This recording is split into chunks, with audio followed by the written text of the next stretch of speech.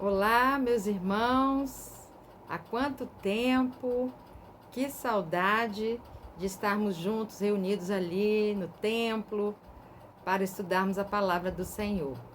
Mas, enquanto não podemos, nós vamos ficar aqui com a nossa escola bíblica virtual, né?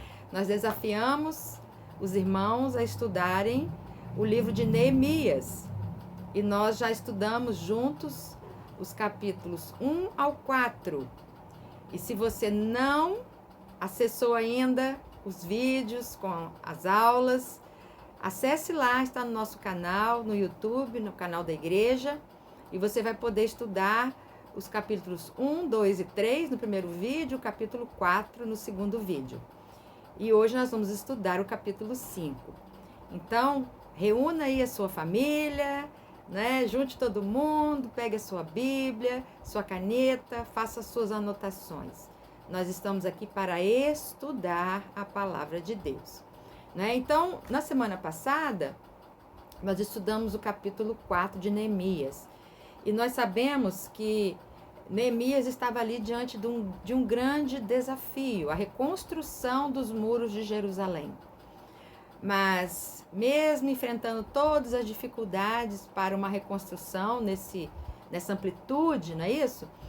Começaram a surgir a oposição externa, né? Os inimigos começaram a investir contra Neemias, contra o povo, tentando fazer Neemias parar com a obra, impedir o avanço da reconstrução dos muros, né? Então, essa oposição cresceu muito, nós vimos isso lá no capítulo 4. E a forma como Neemias lidou com essa oposição também traz muitos ensinos para nós, né? Muitas lições preciosas para a nossa vida. Então, o capítulo 4, muito rico, não é isso? E nós aprendemos ali o quê? Basicamente, né, a importância de orar, de vigiar e trabalhar, mesmo em meio às adversidades. Então, que lição para nós, não é isso, meus irmãos? Quando nós entendemos que podemos estar orando, podemos estar fazendo a coisa certa, mas a oposição virá. E nós precisamos aprender a lidar com ela. Então, vá lá no nosso vídeo anterior e você vai aprender como Neemias lidou com a oposição. E agora aqui, no capítulo 5, nós vamos ver o seguinte, que os problemas não diminuíram. Não é? Quando nós estamos dedicados a realizar algo para Deus, as coisas não são fáceis realmente. Então, parece que estava tudo caminhando, Neemias estava conseguindo vencer a oposição, o povo continuou trabalhando, apesar de tudo, mas aí surgiram outros inimigos, talvez piores, porque eram os inimigos de dentro. E quais eram eles? A escassez, a injustiça e os problemas sociais. Então é disso que trata esse capítulo 5 de Neemias. Eu não vou ler o texto, meus irmãos, para não ficarmos com um vídeo muito longo, mas leia aí, né? Faz uma pausa, leia, e nós vamos então explicar e tentar ler aqui alguns pedaços para que a gente possa ensinar melhor, não é isso? Então, vamos aqui recapitular um pouquinho, né? Fazer uma introdução a esse capítulo 5. Nós sabemos, irmãos, que Neemias se dedicou a reconstruir os muros de Jerusalém, não visando apenas, né, reconstruir um muro para proteção, né, dos inimigos, que era uma característica importante dos muros naquela época, né? Também não foi apenas para ter uma cidade bonita, bem cercada, né? Mas existia toda uma necessidade de estabilidade política e também de criação de uma cidade santa para o templo de Deus e para o restabelecimento da aliança que o povo tinha com Deus, que até então estava meio que perdida, porque o povo foi para o cativeiro, lá foi se afastando cada vez mais, né, dos valores e das orientações de Deus para as suas vidas, né, e para a nação de Israel como um todo. Então, o desafio agora A despeito das provocações que o povo já estava sofrendo, das ameaças, não é? A despeito disso tudo, Neemias permaneceu no propósito da reconstrução. Aí surgiu outro desafio, né? Não os inimigos de fora, mas os problemas internos, os problemas de dentro por motivos econômicos. Que situação, né? Então, são novos problemas, mas na verdade eles já estavam ali. Só que Neemias ainda não tinha parado para enxergar, né? Então, nós não podemos ser ingênuos, acreditando, né, que a obra de Deus se desenvolverá sem os desafios. Pelo contrário, devemos estar prontos para enfrentar os desafios que se apresentam quando a gente está realmente se dedicando a realizar a obra de Deus. Então, irmãos, o contexto social de Jerusalém era de ruínas, né? Estava tudo em ruínas. Havia aí o povo se dedicado a um período prolongado de trabalho duro, trabalho forçado, né? Sabemos que a reconstrução daqueles muros não era um trabalho simples, né? Um período de vigília, porque muitos ficaram em vigília, sem dormir, né? Medo, cansaço, e isso com certeza causou problemas. Mas mais do que isso, um outro problema causou, não é? As queixas, um problema mais profundo e mais sério. Então as queixas começaram. É difícil a gente trabalhar com pessoas reclamando, né, no nosso ouvido. Mas Neemias teve que ouvir, entender o que estava acontecendo e ir além do que simplesmente aquilo que as pessoas estavam falando, né? Então aqui no verso 1, nós vamos ver aqui, diz assim: algum tempo depois, muitas pessoas, tanto homens como mulheres, começaram a reclamar contra os seus patrícios judeus. Então a reclamação era de uns contra os outros, né? Que situação, né? Você ouvir reclamações, vamos imaginar, dentro da igreja ou dentro da família, né? Um reclamando do outro, se queixando contra o outro. Só, irmãos, que as queixas que esses judeus estavam fazendo, né, o povão estava fazendo, eram queixas verdadeiras, que tinham razão de ser, né? Então, os judeus, eles não estavam apenas se queixando da pobreza, dos altos impostos, não é? Eles estavam reclamando uns dos outros. Por quê? Alguns estavam explorando aqueles que eram menos favorecidos. Um pequeno grupo que estavam no comando, que eram os líderes, que tinham regalias e benefícios, estavam explorando, né, aqueles que eram os mais pobres, certo? Então, nós vamos ver aqui 3 grupos queixosos, aqueles que estavam se queixando. Que grupos eram esses? O primeiro grupo está no verso 2, né? O que diz o verso 2? Diz assim: alguns diziam, as nossas famílias são grandes e precisamos de trigo para nos alimentarmos e continuarmos vivos. Então, o primeiro grupo era daqueles que possuíam famílias grandes, não é? E não dispunham de comida suficiente. Então, eles estavam reclamando: nossa família é grande, nós não temos como ter alimento para todo mundo.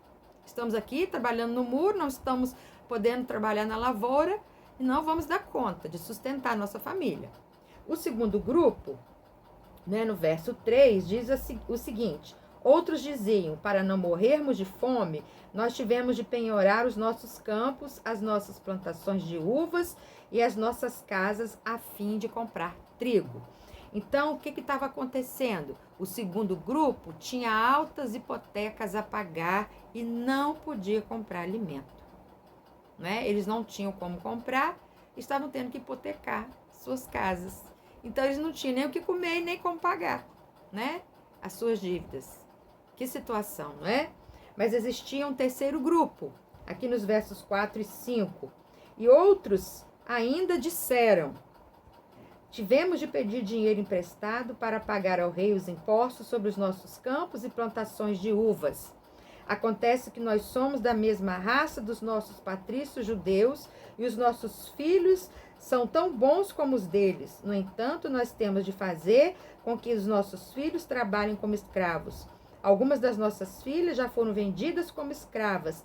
Não podemos fazer nada para evitar isso, pois os nossos campos e as nossas plantações de uvas foram tomados de nós. Que coisa triste, não é mesmo, meus irmãos? Que situação. Além deles não terem como pagar suas dívidas, de conseguir o alimento para sua família, né? Eles estavam perdendo os seus filhos, porque os filhos estavam sendo escravizados. Então, era uma situação realmente calamitosa, né? Mais ou menos o que nós estamos vivendo hoje em dia. Nós temos vivido uma calamidade pública, né, irmãos? Uma calamidade com relação à saúde, não é? Sanitária, mas uma calamidade que também gera consequências para o povo. Muitos desempregados, doentes, pessoas perdendo arrimo da família, enfim, uma situação realmente muito complicada. E assim como o povo naquela época tinha que construir os muros, tinham que lutar pela sua nação, mas ao mesmo tempo estavam passando uma situação bem difícil. Então, diante das falas daquelas pessoas, das reclamações do povo, não é? O que Neemias ia fazer? Que reação Neemias teve? Lá no verso 6, nós vamos ver qual foi a reação de Neemias. Quando eu, Neemias, ouvi essas queixas, fiquei zangado e resolvi fazer alguma coisa. Repreendi as autoridades do povo e os oficiais e disse: vocês estão explorando seus irmãos. Não é? Depois de pensar nisso, eu reuni todo o povo a fim de tratar deste problema. Então, Neemias teve que ser duro. Vocês estão explorando os seus irmãos. Não deve ter sido muito bom de ouvir, não é?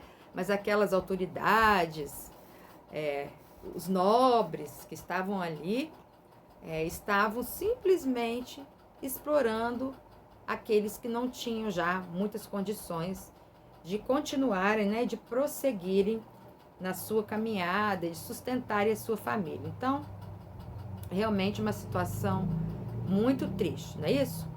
Mas Neemias não apenas ficou furioso, indignado, aborrecido, né?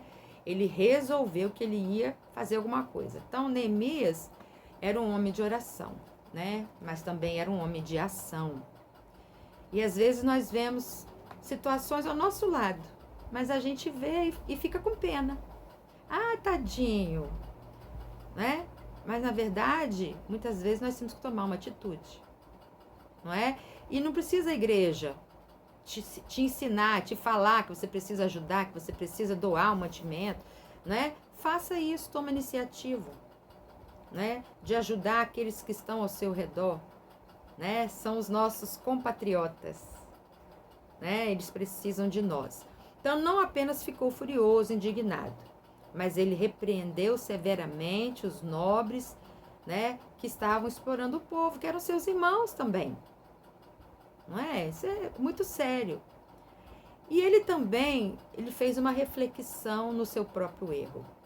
Lá no versículo 10, ele diz assim: eu e os meus companheiros e os homens que trabalham para mim, temos emprestado dinheiro e trigo ao povo.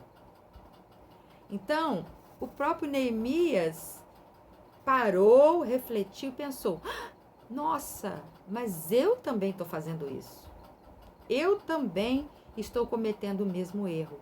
Porque Neemias, como um governador, né, a função que ele tinha ali, naquele lugar, ele tinha alguns privilégios, não é? Ele podia cobrar tudo aquilo que ele cedia ao povo, certo? Ele podia obter lucros, explorando as pessoas, né? Só que ele também enxergou o seu erro, que naquele momento ele também estava sendo tão errado quanto aqueles outros líderes que ali estavam. Então, irmãos, é muito importante entendermos que nós somos também responsáveis, né, diante daquilo que está acontecendo ao nosso redor. Muitas vezes nós apontamos os erros das pessoas ou arrumamos as desculpas com base nos erros que as pessoas têm, né? E arrumamos desculpas para não ajudar, às vezes não contribuir, né? A gente arruma várias desculpas. Naquele momento, Neemias não apresentou desculpa. Eu sou governador. Vocês que se virem, né? Ele se pôs na mesma condição, na mesma situação. E o que ele fez? Após o arrependimento, ele disse: portanto, vocês também perdoem todas as dívidas deles, dinheiro, vinho ou azeite, e devolvam agora mesmo os seus campos, as suas plantações de uvas e de oliveiras e as suas casas. Que coisa linda, não é? Neemias enxergou um erro, uma situação que precisava ser reparada naquele momento ali. E levou a todos eles, todos aqueles que estavam ali liderando, né, todos aqueles que eram nobres, levou todos eles a assumirem um compromisso de repararem os danos que eles haviam promovido ao povo. E estudando um pouco mais, né, esse trecho, né, eu pude entender por que Neemias também ficou tão indignado, né? A razão da reação de Neemias tinha uma lógica, né? Porque na lei, nós aprendemos lá, né, em Levíticos, né, lá na lei, Levíticos 25, 39 a 43, fica bem claro que um homem que ficava pobre podia vender a si mesmo, juntamente com a sua família, para um outro israelita, a fim de recuperar a sua estabilidade financeira. Devia ser tratado como um trabalhador contratado, mas não como um escravo. Mas o que estava acontecendo ali? Né? Os judeus pobres, menos favorecidos, estavam tendo que vender os seus filhos como escravos, né? Para que assim as dívidas deles fossem perdoadas. Então Neemias realmente ficou chocado com aquela situação e não podia ficar indiferente, né?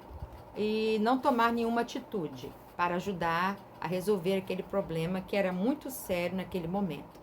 Então, Neemias tomou, né, uma nova atitude, né, de servir ao povo, né, de ajudar o povo, não cobrar mais, né, aquilo que era até do seu direito como governador, mas abrir mão dos seus direitos pelo bem-estar, né, daquele povo, dos seus compatriotas judeus, seus irmãos judeus, né? Então, aqui a partir do versículo 14, né, depois que todos se comprometem e assumem o compromisso de reparar os erros, né, que eles estavam cometendo, e eu achei até interessante aqui, abrindo parênteses, né, que no verso 13, né, Neemias, ele tirou uma faixa que ele usava na cintura, sacudiu, né, diante do povo e disse: é assim que Deus vai sacudir qualquer um de vocês que não cumprir a sua promessa. Deus tirará dele a sua casa e tudo o que ele tem e o deixará sem nada. E todos que estavam ali disseram: amém, que assim seja. Aí louvaram a Deus, o Senhor, e cumpriram a promessa que haviam feito. Né? Eu achei muito interessante que Neemias ilustrou, encenou, não é? Para eles ali diante do povo, né? E daqueles líderes, que caso eles não cumprissem a promessa que eles estavam fazendo, eles estavam sujeitos também às consequências, né, diante de Deus, né? Porque uma coisa que Deus abomina, né, irmãos, é a injustiça, né? A injustiça social. Então, todos aqueles prontamente assumiram essa responsabilidade de reparar aquele erro. Então, a partir do verso 14, né, prosseguindo aí, nós vamos ver que Neemias se coloca à disposição e leva todos aqueles líderes também a terem a mesma atitude, atitudes novas, atitudes que foram geradas através do arrependimento. Né? Quando nós nos arrependemos daquilo que nós estamos fazendo de errado, né, nossa vida precisa mudar. Arrepender não é só falar, eu me arrependo. Não. Nós precisamos, a partir dali, mudar de atitude. Né? E assim nós vamos ver no exemplo de Neemias. Ele diz aqui no verso 14: durante os 12 anos em que fui governador da terra de Judá, desde o ano 20 do reinado de Artaxerxes até o ano 32, nem eu, nem os meus parentes comemos a comida a que eu tinha direito como governador, né? Os privilégios que ele tinha. Antes de mim, os governadores tinham sido uma carga para o povo e haviam exigido que o povo pagasse 40 barras de prata por dia a fim de comprar comida e vinho. Até os seus empregados exploravam o povo, mas eu agi diferente, porque temia a Deus. Ah, irmãos, que coisa linda, né? Que versículo maravilhoso. Eu fiz diferente, porque temia a Deus. Isso está lá no verso 15. O temor do Senhor precisa fazer diferença na nossa vida. Se o temor do Senhor não nos leva a ser diferentes, a agir com justiça, não nos leva a nos arrependermos dos nossos atos, daquilo que ofende a Deus, daquilo que ofende aos nossos irmãos, aí realmente estaremos perdidos. Então, eu achei muito linda essa passagem, quando Neemias diz que está fazendo aquilo ali, aquela atitude nova que ele estava tomando. Talvez ele estava pecando inconscientemente, porque tinha herdado essa herança dos que vieram antes dele, né? O texto está dizendo. Aqueles que vieram antes dele faziam assim, ele continuou fazendo assim. Não é assim? Nós vemos isso também na política, isso acontecendo. Muitos estão reproduzindo aquilo que eles aprenderam dos que vieram antes deles, né? Mas Neemias não, quando ele se lembra de quem era Deus e qual era o propósito de Deus na vida dele, ali naquele lugar, né? Ele entendeu que ele precisava se arrepender, mudar de atitude, porque o temor do Senhor era real na sua vida. Então, irmãos, que o temor do Senhor nos ajude e seja a razão de sermos diferentes nesse tempo. Então, Neemias, com essa palavra, naquele momento, ele estava afirmando que estava ali para servir ao povo de Deus e não para se beneficiar da função que ele havia recebido, pelo cargo de confiança que ele havia recebido lá do rei, há 12 anos, né? Trabalhando. Então, o rei permitiu a ele ficar tanto tempo ali realizando aquela obra. Depois ele voltou para o palácio, depois ele teve a oportunidade de retornar para Jerusalém, e a gente não sabe quanto tempo ele permaneceu, né? Mas o fato é que Neemias entendeu que ele era um instrumento de Deus ali. Ele não estava ali para se beneficiar do povo, não estava ali para mostrar o quanto ele era inteligente, o quanto ele era talentoso, ele não estava ali para alimentar as suas vaidades, ele não estava ali para que as pessoas vissem o seu trabalho. Ele estava ali para servir o povo de Deus, realizar a obra de Deus. E é isso que nos motiva a permanecer firmes, né? Nos anima a perseverar nos propósitos de Deus, né? É esse temor do Senhor e a consciência de que aquilo que estamos fazendo é maior do que nós mesmos, não é? Então, aqui no verso 16 ele diz: trabalhei com todas as minhas forças na reconstrução da muralha e não comprei nenhuma propriedade, e todos os meus empregados ajudaram na reconstrução, né? Que coisa linda, que mudança. Também hospedei na minha casa 150 judeus e os seus chefes, além de todas as pessoas das nações vizinhas que vinham à minha casa. Todos os dias eu mandava preparar um boi, 6 ovelhas das melhores e muitas galinhas. E cada 10 dias eu mandava vir uma nova remessa de vinho. Mas eu sabia que o povo tinha de trabalhar no pesado. Por isso não pedi o dinheiro da comida a que eu, como governador, tinha direito. Que mudança, não é? Se nós não lêssemos esse texto, nós nunca poderíamos entender que ali internamente havia problemas tão sérios acontecendo, que era esse problema da injustiça social e da exploração do menos favorecido. Né? Então, nós aprendemos aqui com Neemias que nós temos uma grande responsabilidade diante da injustiça social reinante no nosso mundo hoje. Nós somos responsáveis e nós precisamos agir para, pelo menos, amenizar, né, o sofrimento das pessoas que vivem, às vezes, ao lado de nós, né, mas que muitas vezes nós não nos colocamos à disposição para ajudar. Então, eu digo que nós somos responsáveis no sentido de que nós precisamos enxergar as pessoas que estão ao nosso redor e não viver, irmãos, somente na nossa redoma, nosso teto, nossa casa, nossos bens, nosso conforto. Como é bom, como nós temos sido abençoados, mas como nós precisamos, né, olhar para os lados e colocar a nossa vida à disposição do Senhor para abençoar outras vidas. Então, diante disso, nós somos responsáveis, sim. Né?